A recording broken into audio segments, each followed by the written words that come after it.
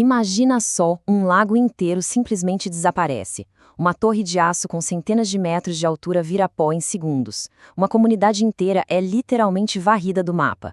Isso que a gente vai ver não são acidentes, sabe? Não são obra do acaso. São falhas catastróficas e cada uma delas tem uma história para contar sobre o preço do despreparo. Pois é, essa frase aí foi o que uma testemunha disse enquanto via um lago inteiro ser engolido pela terra. Parece cena de filme, né? Mas foi a realidade aterrorizante causada por um único erro de cálculo. É daí que a gente parte.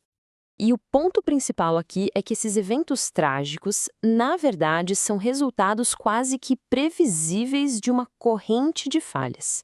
A gente vai ver como a falta de preparo e os vários avisos ignorados vão, pouco a pouco, construindo o caminho para um desastre. Então, para começar, vamos dar uma olhada na anatomia de um desastre. Vamos entender como uma sequência de decisões erradas, que muitas vezes começa com uma coisinha pequena, leva inevitavelmente ao colapso total. E o mais interessante é isso. Às vezes, um desastre de proporções gigantescas começa com um erro minúsculo. Um único elo fraco numa corrente que, em teoria, deveria ser super resistente. Olha só o caso da Torre Senior Road.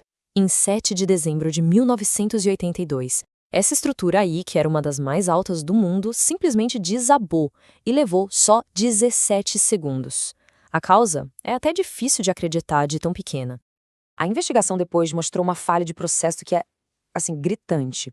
A equipe usou parafusos que aguentavam só metade do peso necessário e, o pior, sem consultar um engenheiro. Quando esses parafusos estouraram, a antena caiu, cortou um cabo de sustentação essencial e... fim da história. A torre inteira veio abaixo. É um exemplo clássico de como o despreparo leva direto à catástrofe. Agora, saindo de um parafuso errado para um erro de cálculo, vamos para outro caso em que uma única falha teve consequências, espetaculares. A história do Lago Penhor parece até mentira de tão absurda. O que aconteceu foi um erro de triangulação. A plataforma de petróleo começou a perfurar uns 120 metros fora do alvo.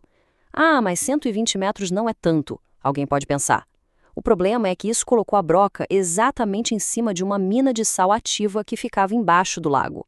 Uma pequena imprecisão com um resultado gigantesco.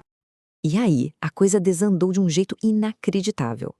A broca furou o teto da mina e a água do lago começou a inundar tudo lá embaixo. Isso criou um redemoinho gigante que simplesmente engoliu a plataforma, barcos, tudo. É um exemplo perfeito de uma falha em cascata, um efeito dominó, onde um erro vai puxando o outro cada vez pior. Ok, a gente viu como um único erro pode ser devastador. Mas e quando o problema não é só um parafuso ou um cálculo? E quando a falha está no sistema inteiro, na cultura de segurança da empresa? O derramamento de óleo do Exxon Valdez é um exemplo perfeito disso. Não foi só um navio que bateu, foi uma falha sistêmica. De um lado você tinha as promessas, operações seguras, resposta rápida. Do outro, a realidade. Um sistema todo degradado, equipe reduzida, radar que não funcionava direito. Anos de promessas quebradas cobraram o seu preço. E a resiliência do sistema que deveria existir simplesmente não estava lá. Mas tem um exemplo ainda mais trágico de falha sistêmica, que aconteceu na Virgínia Ocidental. Lá, uma barragem não foi só mal projetada, ela mal foi projetada.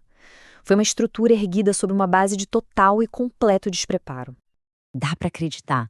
A regulamentação federal inteira para construir uma barragem gigantesca de rejeito de carvão. Na época, era essa frase aí.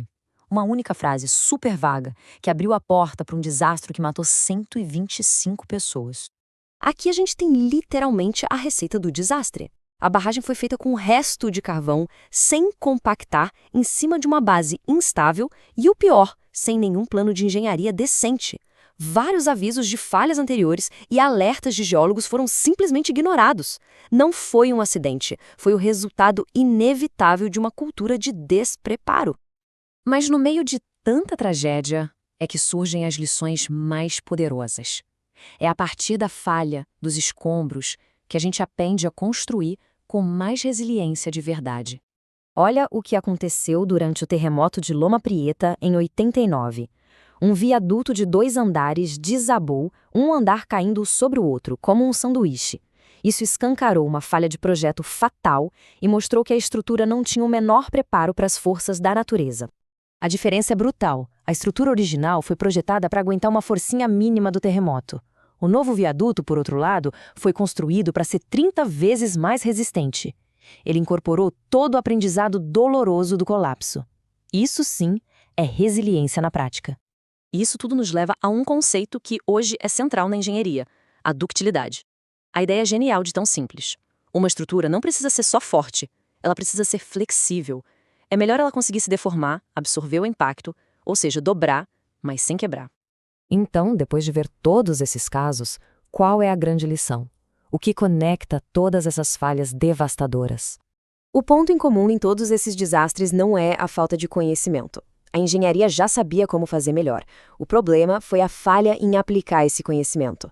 Isso mostra que resiliência não é só construir algo mais forte, é criar um sistema de fiscalização, de aprendizado constante, para garantir que o preparo saia do papel. No fim das contas, esses eventos todos nos ensinam uma coisa bem clara. O custo de prevenir é sempre menor que o preço de um desastre. E isso deixa uma última pergunta para a gente pensar. A história nos deu as lições. A questão é, será que a gente está prestando atenção?